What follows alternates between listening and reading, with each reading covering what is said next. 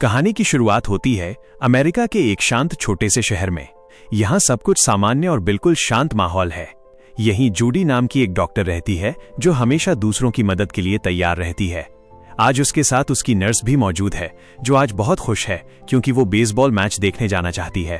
उसका एक दोस्त उस मैच में खेल रहा है।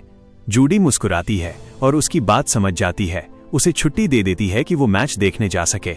दूसरी तरफ हम जूडी के पति डेविड से मिलते हैं जो इस शहर का शेरिफ है।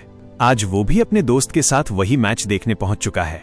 स्टेडियम में सब खुश हैं, सब कुछ बिल्कुल सामान्य लगता है, लेकिन किसी को पता नहीं था कि कुछ ही देर में इस शांत शहर की जिंदगी पूरी तरह बदलने वाली है। अचानक मैच के बीच एक ऐसा हादसा हुआ कि खेल तुरंत रुक गया क्योंकि एक बूढ़ा आदमी धीरे धीरे मैदान के बीचों बीच उतर आया था और उसके हाथ में एक पिस्तौल थी। उसकी चाल अजीब लग रही थी और आंखें खाली जैसे किसी और के बस में हो। पूरा मैदान खामोश हो गया। डेविड ने तुरंत पिच खाली करवाई और वो बोला, रुको, गन नीचे रखो। शुरू में उसे लगा कि शायद ये आदमी नशे में है या गलती से भटककर मैदान में आ गया हो, लेकिन बूढ़ा आदमी नहीं रुका। वो धीरे धीरे डेविड की ओर बढ़ता रहा। डेविड ने फिर कहा, गन नीचे रखो, पर अचानक उस बूढ़े ने पिस्तौल सीधे डेविड की ओर तान दी। उस पल डेविड के पास सिर्फ एक ही रास्ता था, खुद को और मैदान में मौजूद सैकड़ों लोगों को बचाना। डेविड ने तुरंत बूढ़े आदमी पर गोली चला दी और उस बूढ़े आदमी की वहीं मौत हो गई। पूरा मैदान सन्न रह गया। डेविड उस बूढ़े आदमी के डॉक्टर से मिलता है ताकि वो जान सके कि आदमी की बॉडी में कितनी शराब थी। उसके बाद डेविड उस बूढ़े आदमी के घर जाता है और उसकी मौत का अफसोस जताते हुए कहता है कि वो बहुत नशे में था, इसलिए उसके पास उसे मारने के अलावा कोई और रास्ता नहीं था। लेकिन उस आदमी की पत्नी डेविड की बात सुनने को तैयार नहीं थी और कहती है कि मेरे पति ने तो शराब बहुत पहले ही छोड़ दी थी। गुस्से और दर्द में वो औरत डेविड को थप्पड़ मार देती है। उस आदमी की मौत के कारण डेविड पूरी रात सो नहीं पाता है और सुबह जल्दी उठकर काम में लग जाता है। तभी उसकी पत्नी जूडी आ जाती है और उसे समझाती है कि उसने कुछ गलत नहीं किया है। डेविड अपने ऑफिस जाता है जहां उसे मेडिकल एजेंसी का कॉल आता है। डॉक्टर कहता है कि हमने उसके खून को 2 बार टेस्ट किया, लेकिन एक बार भी उसके खून में 1% भी शराब नहीं मिली। ये सुनकर डेविड बहुत शॉक्ड हो जाता है। सच जानने के लिए डेविड दोबारा उसी मैच ग्राउंड पर जाता है। वहां वो देखता है कि स्कूल का प्रिंसिपल शांत होकर मेज पर बैठा है जैसे किसी बात में खो गया हो। डेविड उसे आवाज देता है, तब जाकर वो होश में आता है। दूसरी ओर जूडी के हॉस्पिटल में एक अजीब मामला आता है जहां एक महिला अपने पति बिल को चेक कराने आई होती है। बिल जूडी से कहता है कि मेरी पत्नी पता नहीं क्यों इतनी परेशान है, मुझे तो कुछ भी नहीं हुआ है। लेकिन उस रात बिल पागलों की तरह हरकतें करने लगता है। वो ट्रैक्टर चालू करके छोड़ देता है और गायब हो जाता है। उसकी पत्नी उसे ढूंढने लगती है, तभी उसे अपने बेटे की आवाज सुनाई देती है। बिल उसे चाकू लेकर ढूंढ रहा होता है। वो डर जाती है और अपने बेटे को लेकर अलमारी में छुप जाती है। बदकिस्मती से बिल उन्हें देख लेता है और उन्हें कमरे में बंद करके पेट्रोल डालकर पूरे घर को आग लगा देता है, जिससे उसकी पत्नी और बेटे की जलकर मौत हो जाती है। तभी वहां डेविड और जूडी पहुंचते हैं। बिल कोई जवाब नहीं देता और जोर जोर से सीटी बजाने लगता है। तभी नदी के किनारे मछली पकड़ रहे कुछ लोगों को एक जापानी पायलट की लाश मिलती है।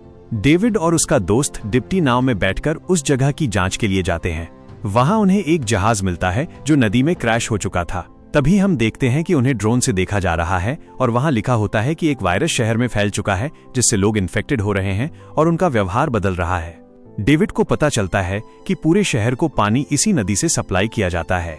बुरी बात यह थी कि सप्लाई की पानी उस बूढ़े आदमी के घर पहले होता था जिसे डेविड ने गोली मारी थी, और उसी घर के लाइन में बिल का भी घर आता था जो पागलों की तरह बर्ताव करता था। उसके बाद डेविड मेयर के पास जाता है और पानी की सप्लाई बंद करने के लिए कहता है।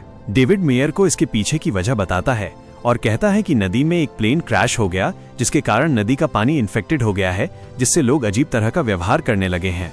क्योंकि वे सब उस वायरस से अभी भी अनजान थे, लेकिन मेयर पानी बंद करने से मना कर देता है और कहता है अगर हमने ऐसा किया तो फसलें खराब हो जाएगी और पूरा शहर तबाह हो जाएगा। अब डेविड इस प्रॉब्लम को लेकर काफी परेशान हुआ और खुद इस समस्या का दूसरा सॉल्यूशन निकाल लिया। उसने कानून का उल्लंघन करते हुए खुद जाकर पानी की सप्लाई बंद कर दी। उसने उस नदी के वॉल्व को भी निकाल देता है ताकि कोई भी उस नदी के पानी को इस्तेमाल न कर सके। उसके बाद डेविड वापस लौटकर पुलिस स्टेशन आता है। वहां डेविड और डिप्टी देखते हैं कि बिल जमीन पर गिर पड़ा है और उसके हाथ से खून बह रहा है। वो दोनों समझते हैं कि लग रहा है बिल मर गया। दोनों उस सेल के पास जाते हैं, तभी बिल अचानक खड़ा हो जाता है और उन पर हमला कर देता है। इससे ये दोनों समझ जाते हैं कि बिल भी इस वायरस से इन्फेक्टेड हो चुका है। तभी डेविड किसी के पास कॉल करने की कोशिश करता है पर कॉल नहीं लगता है। उसे पता चलता है कि ना ही इंटरनेट चल रहा है ना ही नेटवर्क मिल पा रहा है। जब वह दोनों बाहर जाते हैं तो देखते हैं कि पूरा शहर खाली पड़ा है, कहीं कोई आदमी नहीं दिखाई दे रहा था। तभी डेविड देखता है कि एक आदमी कार में छिपकर उसका फोटो खींच रहा है। डेविड उसका पीछा करता है, लेकिन तब तक कार से भाग जाता है। अब डेविड डॉक्टर के लैब में जाता है ताकि उस बूढ़े आदमी के शव के बारे में और अधिक जानकारी ले सके।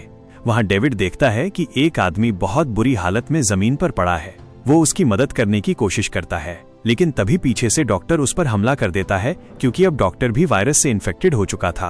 वो डेविड को कटर से मारने की कोशिश करता है, लेकिन डेविड किसी तरह अपने आप को बचा लेता है। उसके बाद डेविड और डिप्टी दोनों मिलकर उस डॉक्टर को मार देते हैं। डेविड अपने घर जाता है और अपने वाइफ जूडी से कहता है कि वो अपने माता पिता के घर चली जाए, लेकिन जूडी उसकी बात मानने से इनकार कर देती है, क्योंकि डेविड इस शहर को छोड़कर नहीं जाना चाहता था। तभी जूडी को कोई बाहर दिखाई देता है जो अचानक गायब भी हो गया। तभी डेविड बाहर जाकर अपने वेयरहाउस को चेक करता है। तभी आर्मी के कुछ जवान आके उसे गिरफ्तार कर लेते हैं। उसे एक बस में बैठा लेते हैं जहां डिप्टी भी था। वो उससे बताता है कि मुझे भी आर्मी वालों ने गिरफ्तार कर लिया है। उन दोनों को वो लोग एक स्कूल में ले जाते हैं, जहां आर्मी वालों ने पूरे स्कूल को अपना कैंप बनाया हुआ था। यहाँ आर्मी और डॉक्टरों का कैंप अलग अलग था, क्योंकि सभी लोगों का टेम्परेचर और रेडिएशन चेक किए जा रहे थे। जिन लोगों के टेम्परेचर ज्यादा थे उन्हें नॉर्मल लोगों से अलग कर दिया जाता था।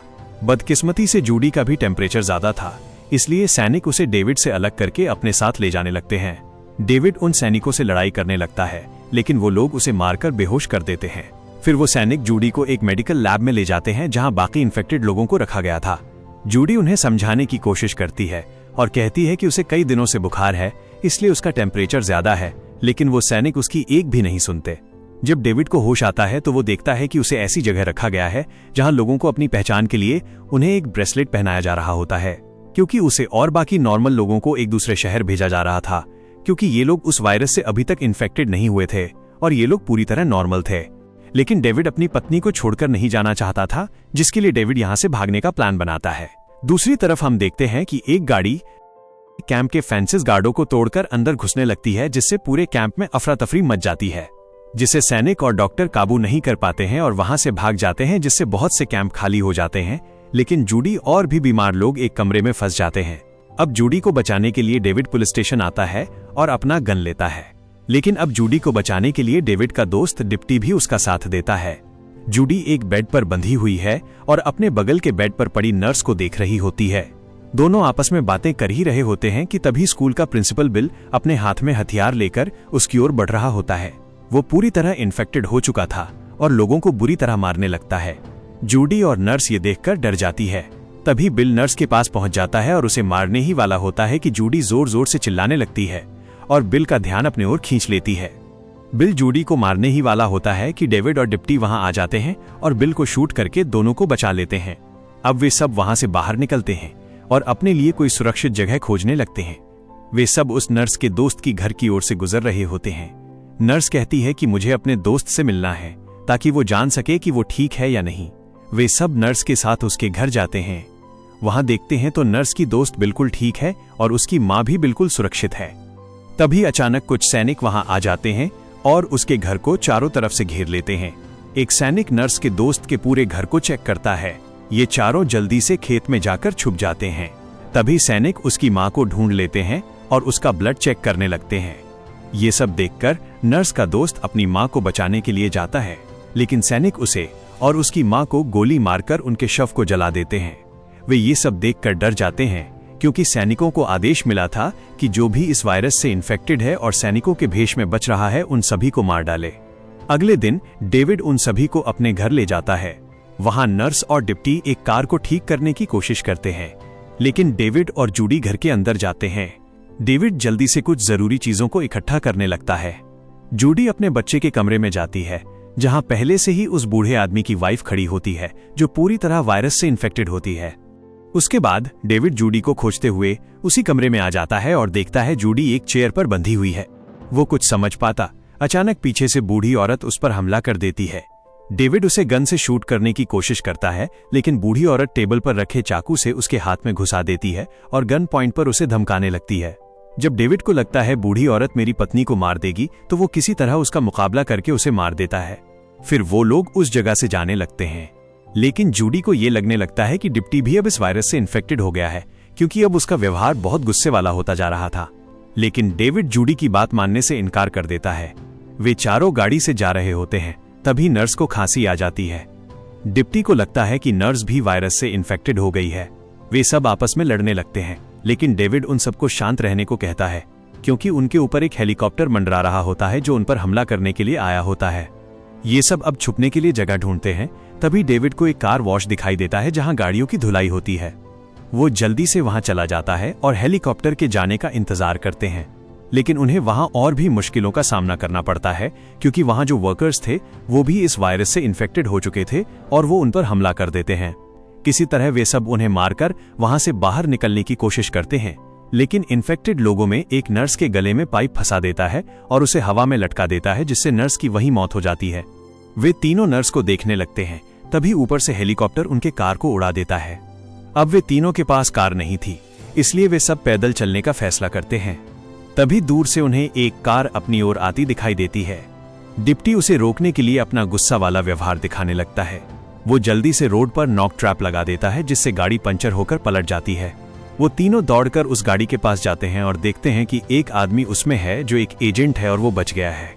डिप्टी उसे मारने की कोशिश करता है, लेकिन डेविड उसे रोक देता है, क्योंकि डेविड उस एजेंट से बात करना चाहता था। डेविड उस आदमी से पूछता है कि आखिर ये सब क्या हो रहा है। तब हमें इस कहानी का असल राज पता चलता है। आदमी कहता है कि जो प्लेन नदी में क्रैश हुआ था, दरअसल उस प्लेन में हाईटेक केमिकल से भरे हथियार थे, जिसे किसी दूसरे शहर ले जाया जा रहा था। नदी में प्लेन क्रैश होने के कारण पूरे शहर के पानी में इन्फेक्शन फैल गया, जिससे लोग इन्फेक्टेड हो गए। आदमी बताता है कि जो लोग इस वायरस से इन्फेक्टेड हो जाते हैं, उनका व्यवहार अजीब हो जाता है और वे गुस्से में पागल हो जाते हैं, क्योंकि इस वायरस का असर इंसान के सीधे दिमाग पर होता है। तभी अचानक डिप्टी उस आदमी को मार देता है, जिससे अब डेविड को भी लगने लगता है कि डिप्टी भी इस वायरस से इन्फेक्टेड हो गया है। इसके बाद जब डिप्टी उस आदमी के कार को चेक कर रहा होता है, तभी धीरे से डेविड उसका गन ले लेता है। वो अपना गन वापस मांगता है, लेकिन डेविड उसे देने से मना कर देता है। तभी डिप्टी उन दोनों को गन पॉइंट कर लेता है और अपना गन वापस ले लेता है। कुछ दूर चलने के बाद डेविड उसे रिलैक्स करने की कोशिश करता है और उससे गन को छीन लेता है। अब डिप्टी भी समझ गया था कि वो भी अब वायरस से इन्फेक्टेड हो चुका है, इसलिए वो डेविड से कहता है कि क्या मैं थोड़ी देर और तुम्हारे साथ रह सकता हूँ। वो दोनों मान जाते हैं और चलने लगते हैं। तभी उन सबको एक रास्ता मिलता है जो बस स्टॉप की तरफ जा रहा होता है। अब डेविड वहां से भागने का प्लान बनाने लगता है और कहता है, हमें एक बस हासिल करना होगा, मगर सैनिकों ने रास्ते को पूरी तरह ब्लॉक कर दिया था, जिससे उन्हें भागने में प्रॉब्लम हो सकती थी। डिप्टी कहता है कि मैं तुम लोगों को भागने में मदद करूंगा, क्योंकि उसे पता था कि वो कुछ देर में मरने वाला है। इसलिए वो सैनिकों का ध्यान भटकाने के लिए उनके सामने चला जाता है, ताकि वो दोनों ट्रक लेकर भाग सकें। जूडी और डेविड वहां से धीरे धीरे निकलने लगते हैं। तभी सैनिकों ने डिप्टी को गोली मारकर शूट कर देते हैं, जिससे उसकी मौत हो जाती है। उसके बाद डेविड और जूडी एक जगह पहुंचते हैं जहां उन्हें 3 ट्रक मिलते हैं जो उन लोगों को ले जा रहे थे जो इस वायरस से इन्फेक्टेड नहीं थे। वो दोनों जब ट्रक के अंदर देखते हैं तो उनकी आंखें खुली की खुली रह जाती हैं, क्योंकि उस ट्रक के अंदर उनको भी मार दिया गया था जिन्हें ब्रेसलेट पहनाया गया था। अब दोनों समझ जाते हैं कि सैनिक उन सबको मारना चाहते हैं जो इस वायरस से इन्फेक्टेड हैं और जो इस वायरस से इन्फेक्टेड नहीं है। डेविड और जूडी ये भी समझ गए थे कि इस शहर से अब निकलना इतना आसान भी नहीं है। तभी डेविड को एक सैनिक का रेडियो फोन मिल जाता है, जिसमें वो बातें कर रहे होते हैं कि 10 मिनट में कुछ बड़ा होने वाला है। ये बात डेविड सुन लेता है और 10 मिनट का काउंटडाउन शुरू हो जाता है। वे दोनों जल्दी से उस जगह से निकलने की कोशिश करते हैं, लेकिन तभी वहां पर बहुत सारे वायरस से इन्फेक्टेड लोग आ जाते हैं जो उन पर टूट पड़ते हैं। वो दोनों उनसे लड़ने लगते हैं। जूडी बंदूक निकालकर एक को शूट कर देती है, जबकि डेविड एक को आग से जला देता है। वो दोनों जल्दी से किसी तरह वहां से निकल जाते हैं। तभी रेडियो पर उन्हें एक आवाज सुनाई देती है जो 35 सेकंड का काउंटडाउन 10 मिनट में बचा होता है। वे और तेजी से ट्रक से भागने लगते हैं। तभी 10 मिनट का काउंटडाउन पूरा हो जाता है और तभी पूरा सन्नाटा छा जाता है। तभी शहर में एक तेज रोशनी फैलने लगी और उसके साथ एक जोरदार धमाका हुआ, जिससे पूरा शहर तबाह हो गया। धमाका इतना जोरदार हुआ कि उनका ट्रक भी पलट गया, लेकिन खुशकिस्मती से वे दोनों बच जाते हैं और ट्रक से बाहर निकल जाते हैं। बाहर निकलने के बाद डेविड और जूडी तबाह शहर को देखने लगते हैं। दरअसल सैनिकों ने शहर को इसलिए तबाह किया ताकि शहर में फैले इन्फेक्शन को पूरी तरह खत्म किया जा सके। इसी तरह दिन बीतते गए और वो दोनों अपना सफर जारी रखा और वो दोनों एक नए शहर में पहुंच चुके थे। लेकिन तभी हम देखते हैं कि फिर से उन्हें ड्रोन से देखा जा रहा है। मतलब ये था कि अब भी वो वायरस उनका पीछा नहीं छोड़ा है और ये मूवी यहीं खत्म हो जाती है। अगर आपको ये वीडियो पसंद आया हो तो इसे लाइक करके चैनल को सब्सक्राइब करना मत भूलना।